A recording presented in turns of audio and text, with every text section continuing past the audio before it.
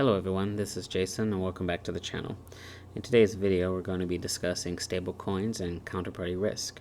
But before we begin, please take a moment and subscribe to the channel and hit the bell so you're notified whenever I upload a new video. Thank you.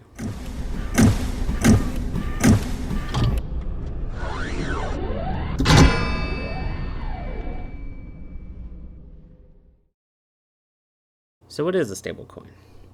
A stablecoin is a cryptocurrency that is pegged to a real-world asset, such as a fiat currency, gold, or oil.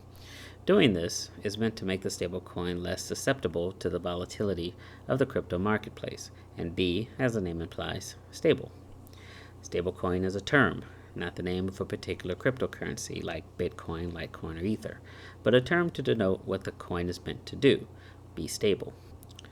There are several stablecoins on the market, including Tether, USD Coin, TrueUSD, Paxos Standard Token, Gemini Dollar, DAI, and Stasis EURS. Stablecoins can be pegged to a variety of assets. These assets act as collateral for the coin.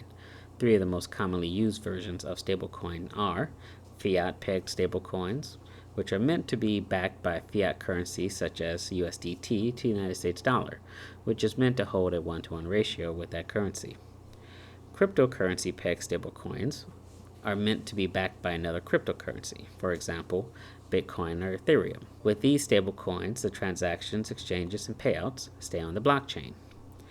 And then you have non-collateral stablecoins, which are not pegged to another asset and utilize algorithms to attempt to maintain the 1-to-1 ratio expected of a stablecoin. Non-collateral stablecoins are less prevalent than fiat or crypto-pegged stablecoins. In cryptocurrency, counterparty risk is the risk investors take when investing in a cryptocurrency based on the idea that it is backed by a real-world asset, like the United States dollar, or in the case of the petrol, oil, that the seller claims to possess. The risk with stablecoins come when it cannot be determined if the real-world asset that the stablecoin is said to be backed by either does not exist or is not as much as the investors were led to believe. An example of this was USDT, when it was found earlier this year that only 74% of USDT was pegged to USD, the other 26% being pegged to other assets.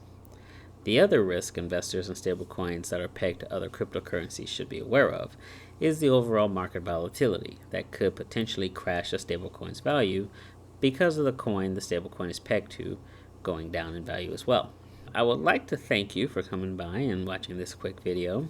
Stablecoins are an interesting part of the cryptocurrency landscape as people try to make cryptocurrency less of a risky investment.